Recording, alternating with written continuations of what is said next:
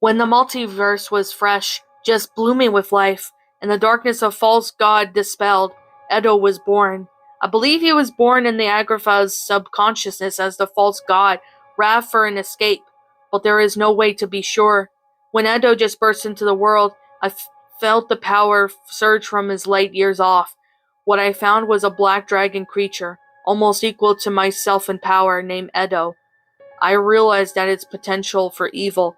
It was as Agraf's creation, but I knew it was not Agraf's himself, as because I did not want any newly made creations to be killed in a battle between gods. I instead agreed to make Edo the god of life and the night, and hoping that the war had been averted. But Edo was no fool. He knew that the ultimate power stemmed from greatness in Agraf himself. To release him would give Edo domination over the multiverse. Edo waited for a time. He waited for an opportunity, and eventually he found one in the Hiss. The verse was found on the old manuscript on Marith. It looked under a lock and key at the Arnold Library. On the planet Hatred, it remained to this day. The author unidentified, but it was signed by S. Zarkhator ran through the hallways of the palace. He thought that it was his palace at first, but he wasn't paying attention to more than running. He also thought he was dreaming, and he hoped he was. The things most prompted in Zarkhator's mind, though, was that he was being chased, and whatever was chasing him was something he did not want to meet. Suddenly he hit a dead end. Zarkhator turned around and faced another wall. He was closed in on a box. As the walls closed in, Zarkhator began to howl, right until the darkness closed in. The world was an endless black sea of nothingness, with a total absence of light. Zarkhator began to mutter softly, "This is a dream, this is a dream, this is a... Are you faithful?" Zarkhator shivered in spite of himself. That voice that had seemed to come from everywhere and yet nowhere. "Who are you?" "I am death." "That's impossible." "You have something I want." I have nothing." "You have freedom." I don't understand."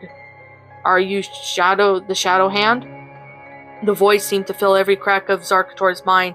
He hated that voice but needed to hear it. He could barely think anymore. "You will go to Irukram." Irukram? That planet said to be heaven for mercenaries. Why would... "You will find the tombs of the lost Hiss lords." The Hiss? The extinct species that was said to have raged this valid galaxy? Find Akatar. That was something he did not need to know. "If you fail me..." Zarkhator howled as he felt something being branded to his hand. The pain and then he was awake. Zarkhator was in bed drenched in sweat, with a throbbing head that he didn't care it had just been a dream. He felt a sharp pain in his palm. A luminous skull was branded onto it, and his face was twisted into a gruesome smile, as if he was laughing in a private joke. It all flooded back, the dream and the instructions. It seemed as if the skull was now hissing, "Find Akatar."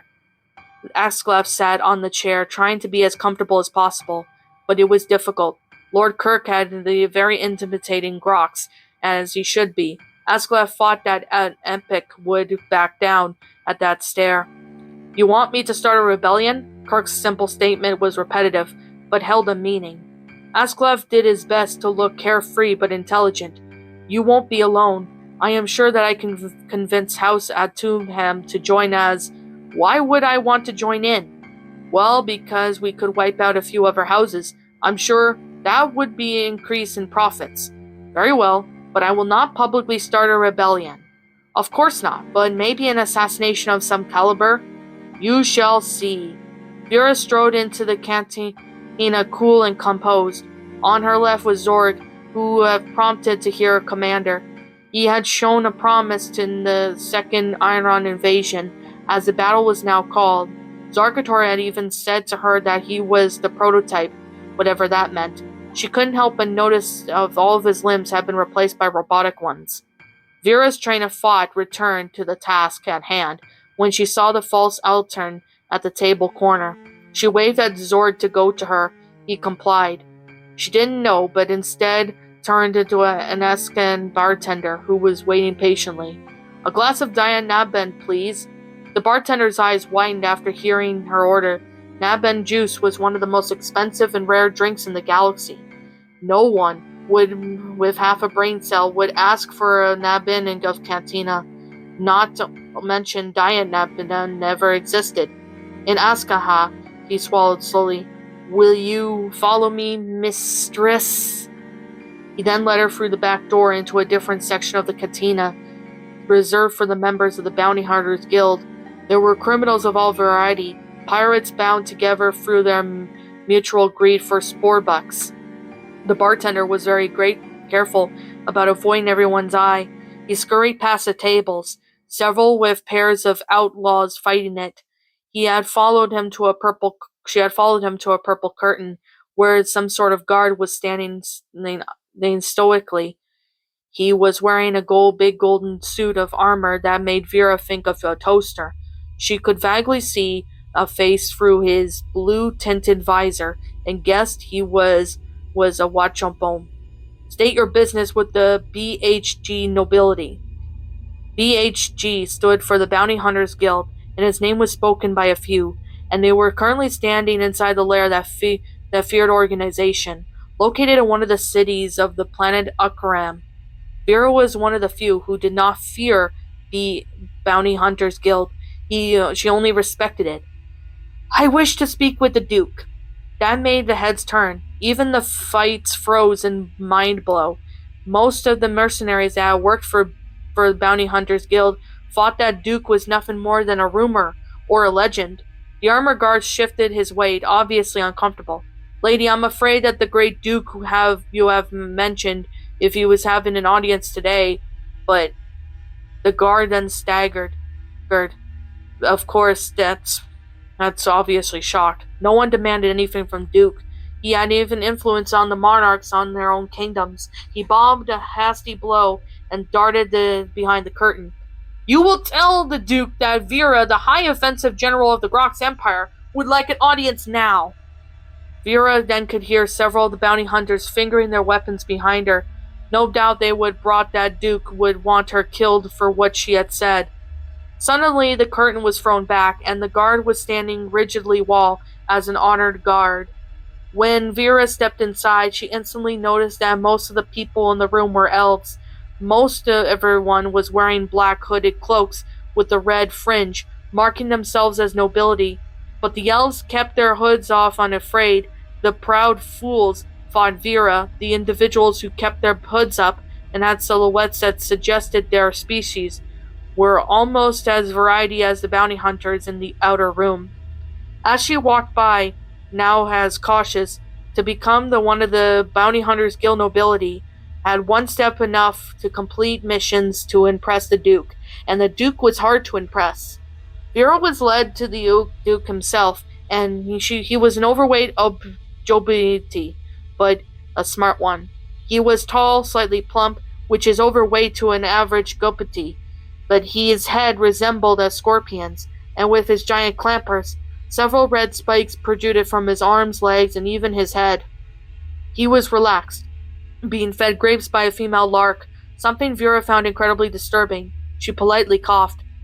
The Dukes looked up and grinned. Ah, hello! It is so good to see a precious fighter in my midst.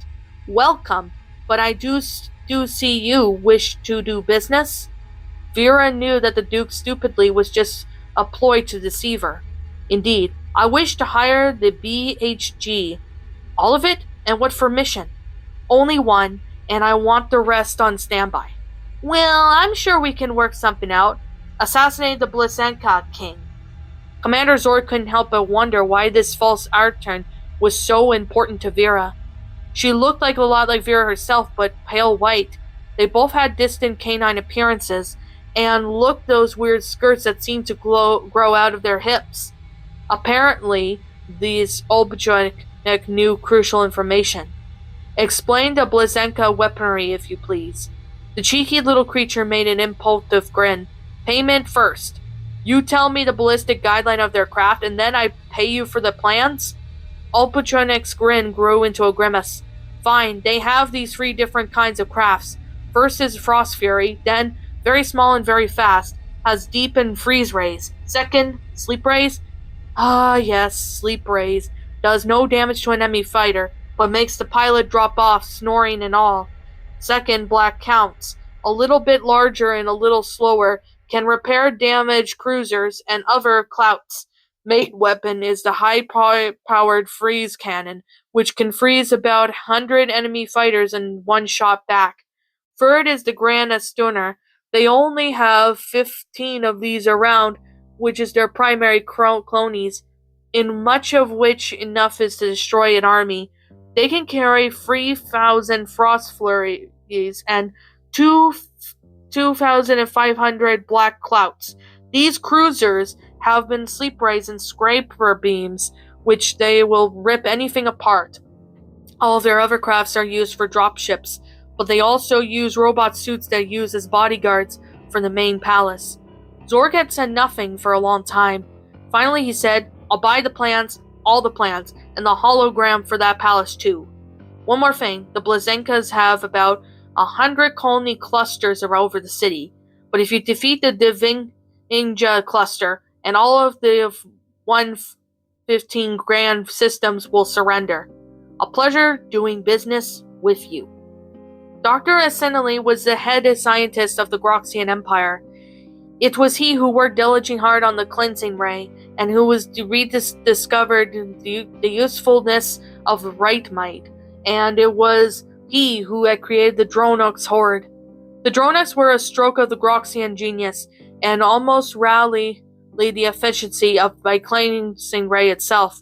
The Grox infection pod, which only had 5 remain, is fired from a cruiser to the planet below. After landing, the pod will grow root-like conservation chambers, which bury themselves into the core of the planet itself. They would continue to dig themselves deeper and deeper into the surface, until the only way to destroy the pod is through the use of the notorious Planet Buster. The conservation chambers then proceed to produce a large army. 100 Dronox soldiers are made at least a rate of 1 soldiers per minute. 50 Intersectrox monsters, 20 scavenger vehicles, and 10 Dronox commanders. After they are released, they will liberate all life, until the pod pollutes the planet, or until the Dronox kill everything. And Dr. Asani was allowing the release of one of them to the land on the Blazenka capital. Tigrid and his risk commander are on, and was speaking to the General Seraturf of what he was going through the Tungani's streets. "You are prepping for the new planetary shield?" "Indeed. It will be the essential defensive station. According to the Grox, they are continuously expanding their fleet. It will stop any orbital bombardment. In order for the Grox to take the capital, they have to do it by conquering both the air and the land." "Good. I like it. The royal family knows of our arrival." "Of course. You should meet their escort right now." Now, the Seratif thought it was an escort, when it was really just a single slightly taller than a normal Blazenka. He motioned Tigrid to follow him. They went through the twisting streets, before serving at the simple cafe. The tall Blazenka stood behind the table, 3 masked Blazenkas clever.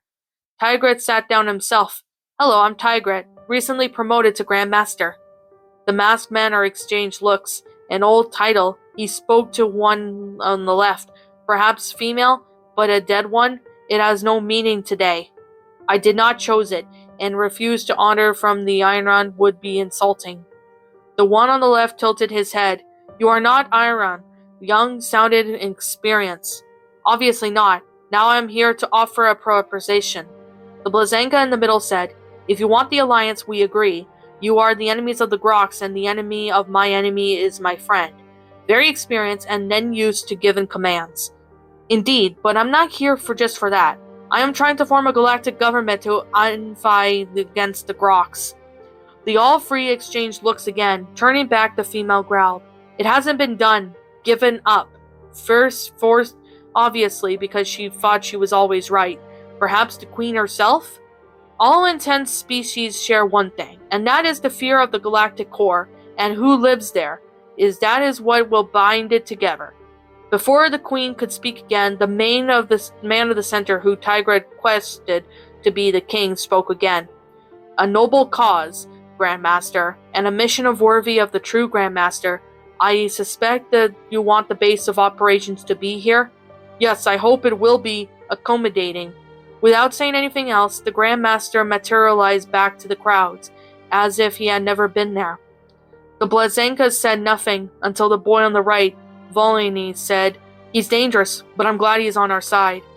Zarkhator's ship glided across the desert sands of Akraman. He revved up the information in his head. Akatar was the emperor of a nameless empire, and he was dead. How the heck could he have find a dead guy in the middle of the desert on a stupid planet that barely belongs to the people who live on it? Not that the Akasha weren't fearsome, but they were totally creepy. But you'd have to live there. He had decided to bring that spy, Ekring, to the desert with him, as a sort of GPS that the Groks had given up on the red alien a lot of fake ID, saying that he was an experienced soldier and wanted to be an officer in the Empire's army, just the sort of thing the Blazhenkas or Iron would just eat up. "We're here, sire." Zarkhator nodded absently as the ship landed. What was that voice? As the pair walked out, Zarkhator sighed. "I just thought nothing was here. We could turn back." Then there was three massive monsters that burst out of the sand and bellowed. There was a huge humanoid but covered in rock-like skin. They had massive spikes just jutting out of their head and tusks on each side of their mouth. Each only had 3 claws, but they were massive. As the Groks drew his energy blade, one of the creatures leapt, pinning Ice Yarg easily, hollered, "Cantanaf, Cantaneret!" Zarkhator was about to yell how the Escala had gone mad when he was tackled as well. All the monsters loomed forth and seemed to smile as the darkness closed in. Lord Entervu had did his best to ignore his son and ran around with his toys. Today was a day for business. He turned as the Dronex soldier walked in. They were the perfect slave, although not mindless. They might as well be to him, for they had treated the lowest of the Groks as if they were gods. The Dronex sank to his knees. He was a commander so stronger and built for than most. His eyes were riveted to the ground. "My lord, the House of Kirk is acting. Strangely, they seem to have increased, therefore mining tenfold, and have offered an explanation. I serve you only." Etrevov nodded. Kirk was a fool. Increased mining? He wanted to secede from the Empire, or maybe even conquer it. Etrevov wouldn't mind being emperor himself, but Zarkhator was doing such a good job by himself. The Enterver was content and waited for mistakes, but Kirk had already handed the opportunity on a silver platter. "Write out a message to the Emperor. Detail you have gone seen. Go." In the surrounding place of Akraman, a Groxorian ship appeared in light speed. Inside, a debate had reached its climax. "For the last time, there are no orders here to allow you to take off in this aircraft. In fact, the Emperor hasn't given any orders since his last campaign." The captain was absolutely fuming. Facing the lift, the Jupiter was he wasn't nearly 3 times his height. The alien simply lighted. "As you may or may not know, the Emperor has temporarily transferred military power to General Vera and the civil power to the Minister Asklaf. Asklaf had allowed my borrowing of his. The two were alone. The captain's chambers, but that did not deter the officer's rage. All military crafts have been ordered by the general to reinforce the outer ring of the Empire. Asklaf does nothing to say enough to sway and counter from that command." "I see, then that plan must be revised," and there was a click of the blade that seemed firmly attached to the assassin's wrist burst forth, entering the heart of the poor captain. "I hope Zarkhator gets here soon. I do want to stop killing innocents." 15 elves walked up to the robot slowly. It was absolutely massive, and towered over them. "State your business." The elf in front did not hesitate. He pulled out an already growing mechanism, which stamped into the machine's leg. It raised an arm and covered the famous sleep rays, saying, "Intruders gate to rise." The robot jerked, as if the charge pulsed and new instructions into his mechanical mind. Replanting his feet, he said to his superiors that his communicator, false alarm, was just merchant, false alarm. The Blazenka art and scientists had appeared much to the technology advanced machine could make such a simple mistake. He replied, "We hope we understand. In the morning we will give you a full check." By the time the reply was given, the elves had slipped into the door, were halfway to the royal bedchamber. Suddenly a Georgian appeared out of the side wall, its eyes widened in surprise, its huge white bare body rearing in anger.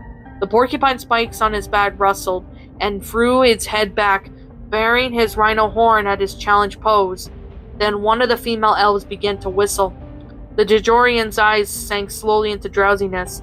It thought the music was pretty. The Jejorian then turned around, repeating its tune in his head. The scientist, reading emotions via mind control the collar the Georgian wore, were puzzled but did not worry long to it. It could wait until the morning. The elves finally burst into the throne room. The king and queen were sitting by the bed, turned and stared in confusion. The elves drew their various weapons and attacked. The royal couple swung their tails with mace-like ends to their foes and clawed ferociously. Their wolf heads spat out and bit, but the number and the blades of the elves wore them down. Finally, the pair fell to the ground dead. The remaining elves fled back to the palace, the last humming Jejorian, and past the silent robot. They had entered the craft and fled the planet.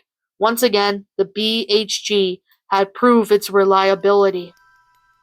The Grox's complete takeover of hatred was almost successful. All the Ironar was unlucky enough to be the inhabitants of the jungle world were immediately asked to slave labor, making all the food for the Groxurian army have been implemented as hatred as their base. The Grox had begun moving all the animal wildlife of the planet into dropships that would be sent to Dr. Isani himself for his insane experiments. All of this wouldn't have been a problem if Vera wasn't a picky eater. She enjoyed eating meat, and absolutely every single delicious creature was being taken away.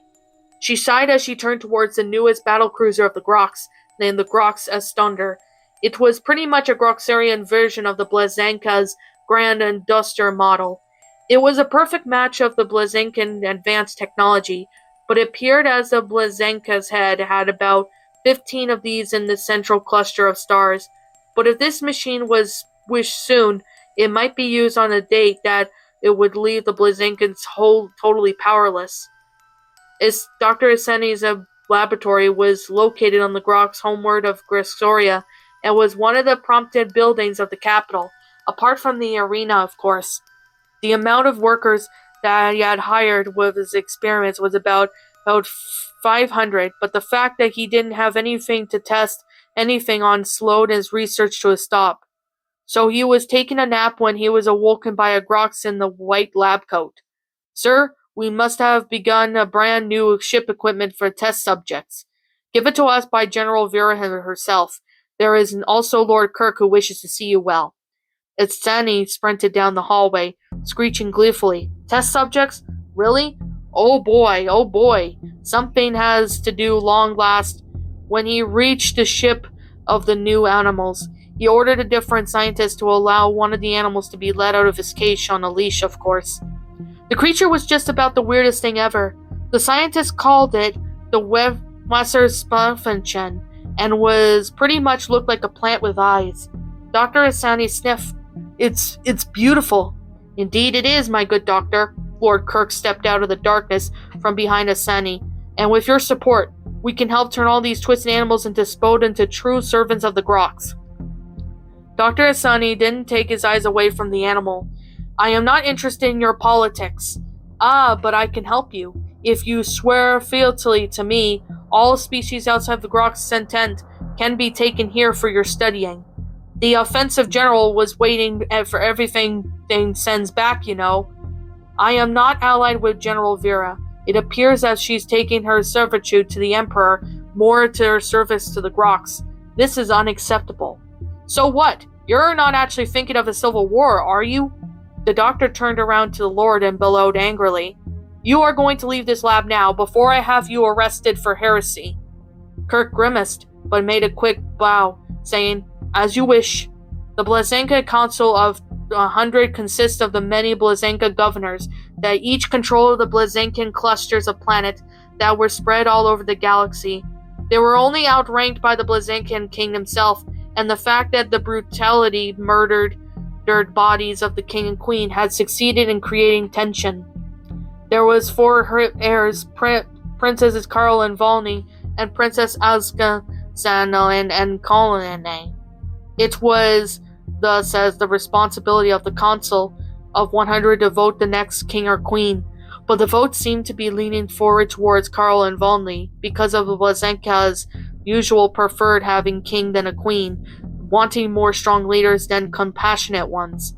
Unfortunately, neither Carl or Volney held any interest to the Grox at all, but Princess Alexandra, but Commander Zorg was quite astounded when he heard that his own plan was during their meeting.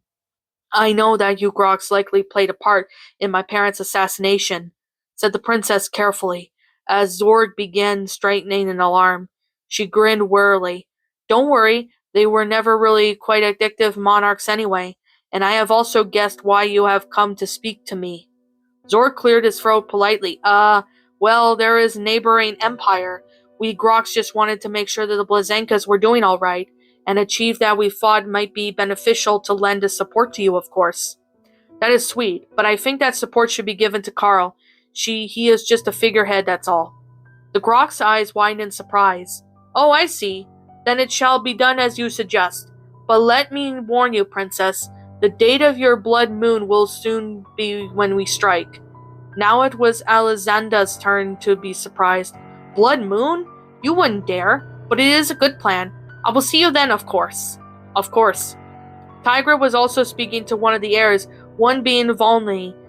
So I was trying to take an offer to add minutes to the Galactic Alliance to your father, but the unfortunate accident that happens to occur, so there's currently no leader.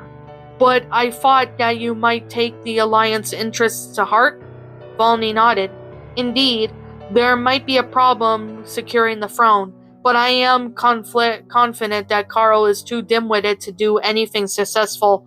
Thank you for stopping by, and I will certainly take your offer into consideration." Tigra nodded and left the room, absorbed in his thoughts. Zarkhator was up to something, and crushing an empire through assassination and trickery was not his way. But if he wasn't in charge of those events, what was he even doing? Zarkhator woke up, sitting chained to a chair, facing one of the oddest creatures he had ever seen.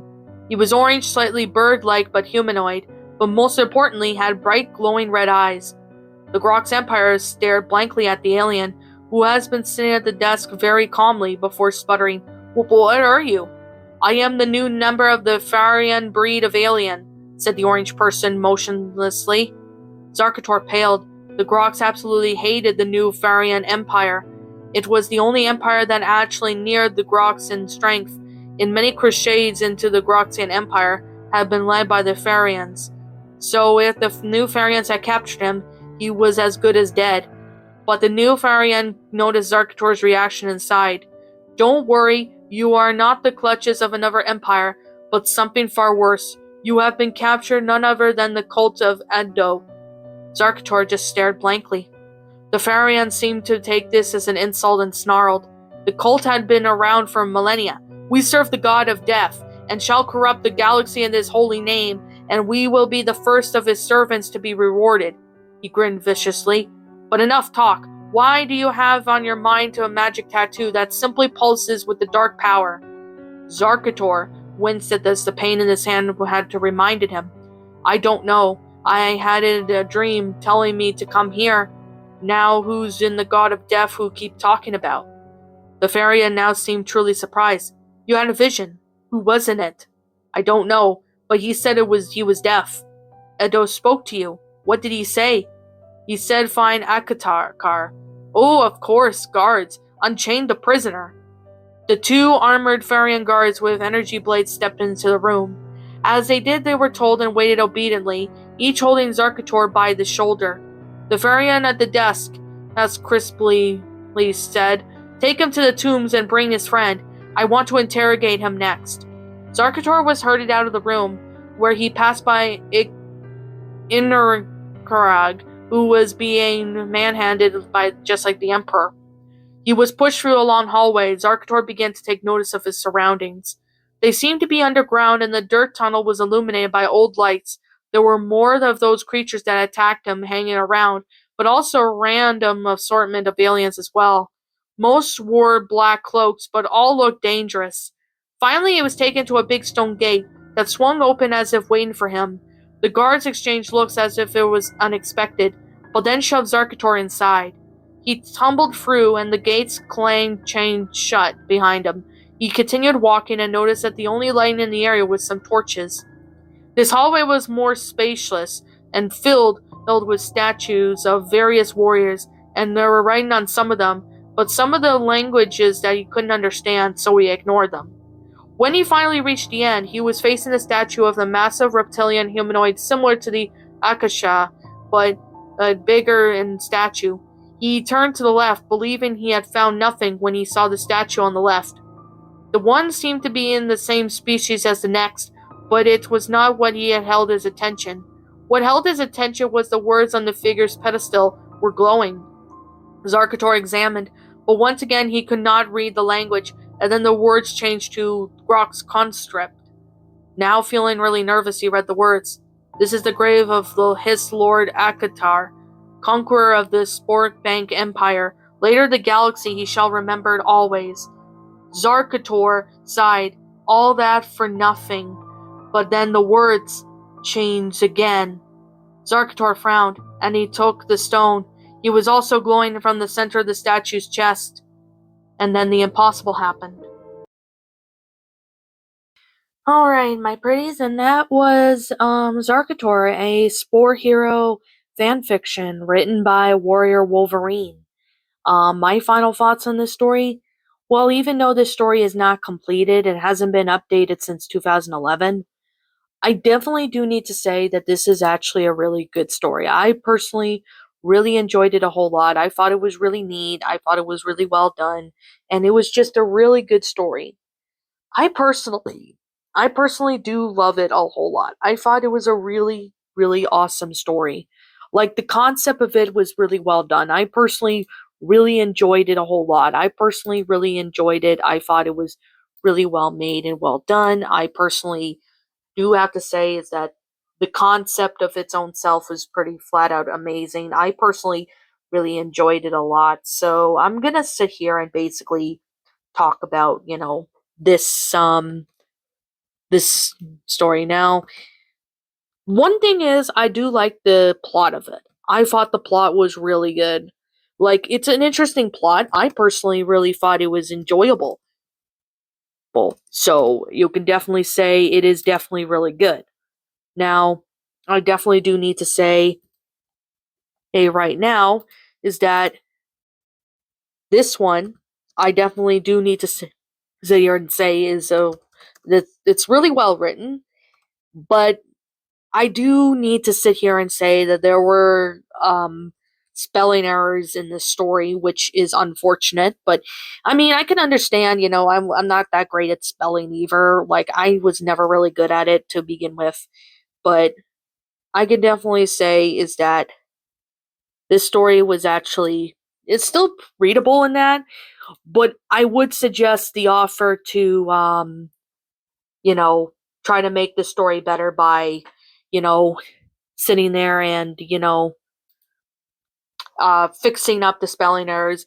And I would suggest, um, putting there through Google Docs, which I definitely do need to sit here and say, hey, is that, I would take this story and edit it on Google Docs just so,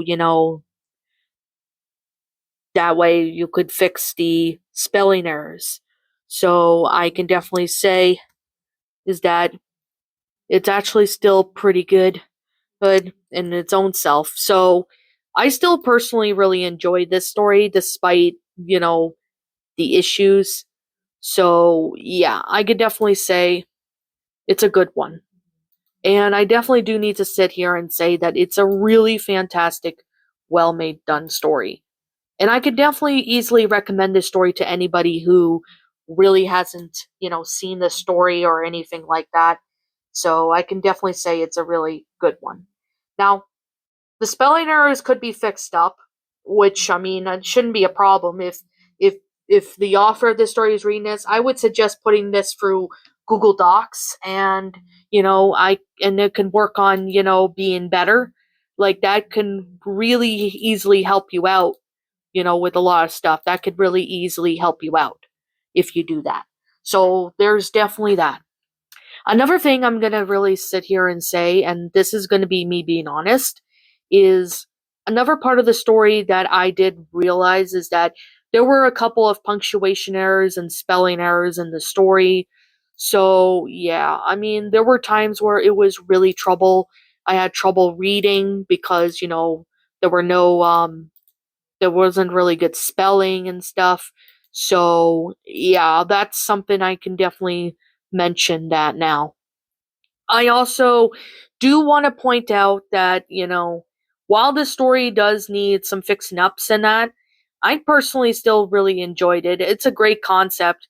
I doubt that this is ever going to get fixed or finished because the author hasn't been active in quite a long time. But yeah, I'll leave a link in the description for this story in case if you guys want to go check out this story. This one is pretty good. So I think it's actually one of the good Spore Hero stories I've narrated. I mean, there isn't really too many Spore Hero stories, but if there's any, I might consider checking more out in the future. So I guess with that being said and that being the case, what did you guys personally think of this story? Did you enjoy it? Did you not? Also, what you have done personally to help make this story a lot better? Feel free to let me know what your thoughts are down in the comment section down below. I'm Shadow the Lion Queen. Thank you so much for watching today's video, and if you enjoyed this channel, be sure to leave a like, comment, and subscribe if you're new. Ring the bell for notifications to when I upload, so that way you guys will not miss an upload. As always, if you guys want to go follow me on Blue Sky, follow me on Twitter, follow me on DeviantArt, and follow me on my backup channel known as Miss Dark Shigo, as links to those will be in the About page section, so you guys will, can go check that out. And as always, that's pretty much all I have to really say, but if I'm missing something, please let me know. And as always, I will be seeing you guys all in the next video. Peace out, and like always, roll the outro because I'm out. What's up, my pretties? It's the Lion Queen here. I want to appreciate you all for tuning into this video, and I do appreciate you guys supporting my video by giving this video likes and stuff. If you really enjoyed this video, be sure to leave a like, comment and subscribe if you're new, ring the bell for notifications to when I upload so that way you guys will get updated for whenever I upload. If you want to follow me on Twitter or DeviantArt, feel free to leave a follow on those if you are interested in following me on those socials. If you want to support my backup channel, known as Miss Dark Shigo, feel free to subscribe to it, as a link to that will also be in the About page section. And with that being said, and that being the case, thank you so much for watching, my pretties, and as always, please stay pretty.